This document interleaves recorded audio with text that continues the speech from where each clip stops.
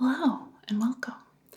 I've had a couple of requests to do a whisper video as well as some information about art supplies and getting started. So I'm going to try and combine the two and make a little experiment. So here's a little bonus video.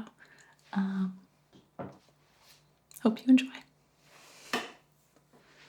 All right. So basically, if you're looking to get started with painting, you need something to paint on, and you need something to paint with, and you need some paint. And that's really it. I'll go through a couple of options for each of those categories, and I think you'll find something that will work for you.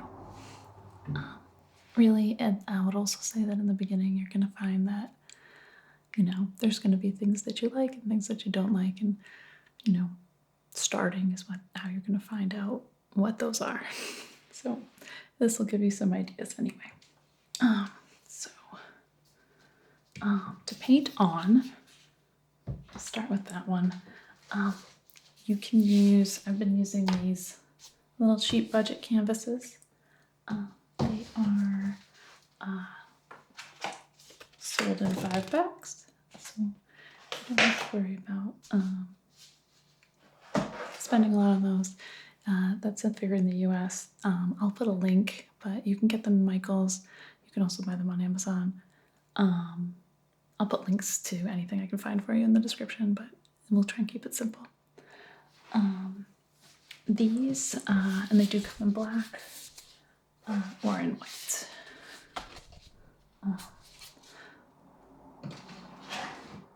And another alternative that I haven't really been using, but you can just paint on paper too. So if you're looking to practice, you'll find paper it'll tend to curl or won't hold up really well, but it's okay when you're just trying to start some stuff. I did a whole bunch of painting on paper, actually when I started this channel. So yeah, feel free to do that too. I'll mention if you're painting on something, whether canvas or on paper, it can be worthwhile to prime that surface first. The canvases do come primed and you can paint right on the layer that's there. It's just not that great, but a lot of times I don't bother with the extra step. All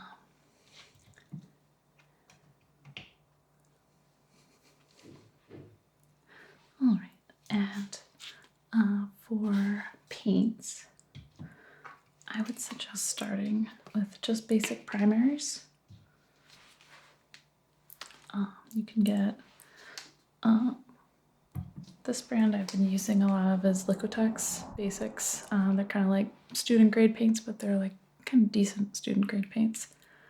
This is cadmium yellow, ultramarine blue, and this is a different brand. This is Acrylic Fire Red. I probably don't prefer this quite as much as the Liquitex, so when this one runs out, I'm going to swap to this red from here.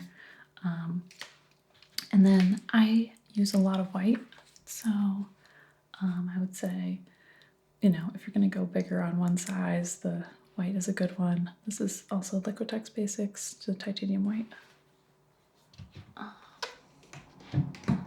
And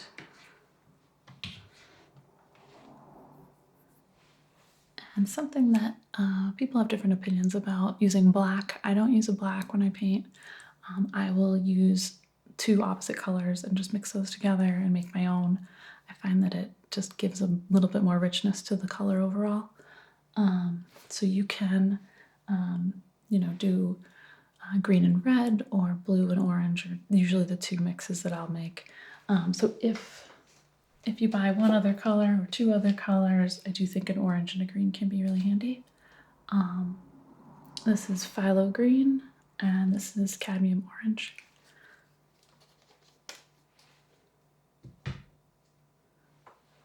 Obviously you can mix yellow and blue to make green, or you can mix red and yellow to make orange, but it's just convenient to not have to do that sometimes. Okay, and something to paint with. For brushes, you'll want a few different sizes. And this is kind of, let's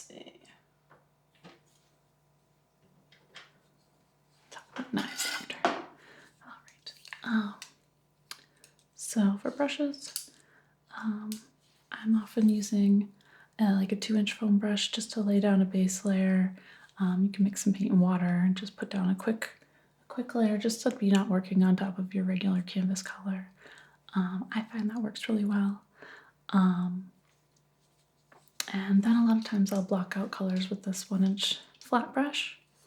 And then some others that I really like to use are a small angle shader. This is, I think, a 1/4-inch size.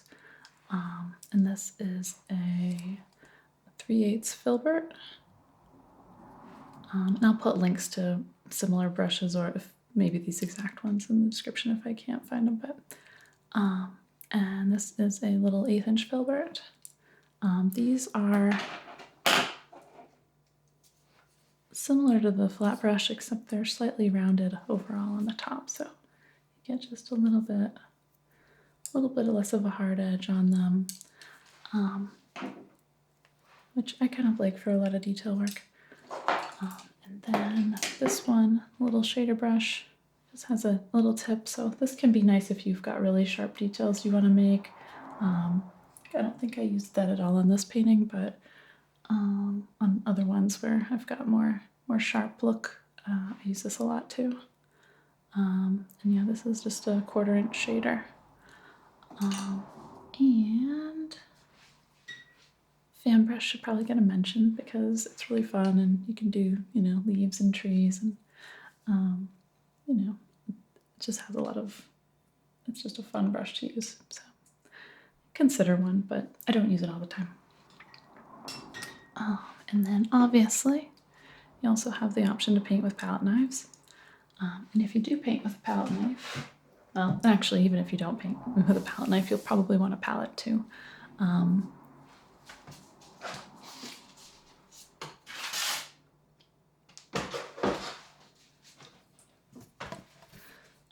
I have a plastic palette that I made, so you won't be able to buy this one, but yeah, I was actually, before I made this, I was using just like the top of a takeout container, so you can do that too.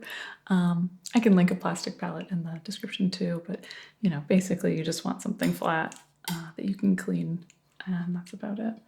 And yeah.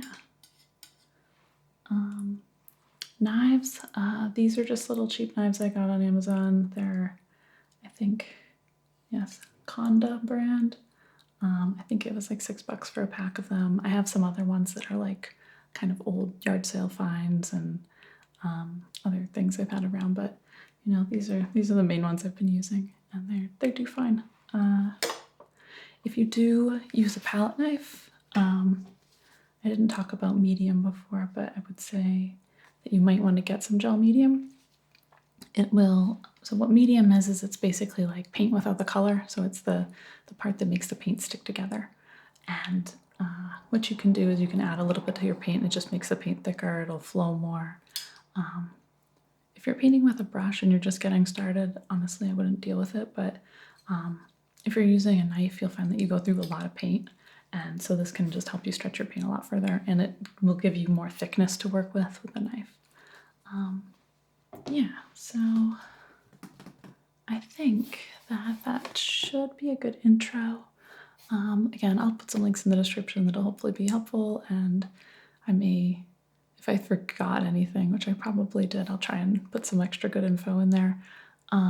Feel free to let me know if you have any questions in the comments, and if you like this video or have any follow-up questions, let me know. Maybe I'll make it a regular thing. So